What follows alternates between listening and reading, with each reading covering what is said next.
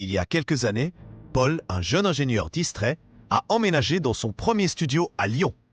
Enthousiaste, il avait acheté un grille-pain flambant neuf. Enfin, flambant allait prendre tout son sens. Un dimanche matin, il décide de se faire un petit déjeuner digne d'un film américain. Jus d'orange, pancakes, œufs brouillés et bien sûr, toast doré à souhait. Problème, il ne lit jamais les notices. Pour gagner du temps, il met 4 tranches de pain de mie empilées dans une seule fente. Erreur fatale. Au bout de 30 secondes, une odeur suspecte envahit l'appartement. Paul lève la tête, une petite fumée s'échappe du grille-pain. Rien de grave, pense-t-il.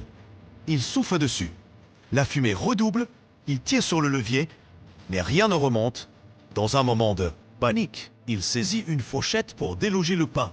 Étincelle, petit cri, frayeur maximale. Pris de panique, il attrape le grille-pain pour le secouer. Sauf qu'il oublie que le fil est toujours branché.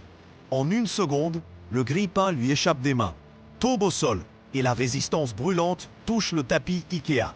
Résultat, début d'incendie miniature. Paul se jette sur la bouteille d'eau à moitié pleine qu'il avait préparée pour son café et l'arrose sur le tapis. Et, sans réfléchir, sur le grille-pain branché. Disjoncteur, noir total, silence.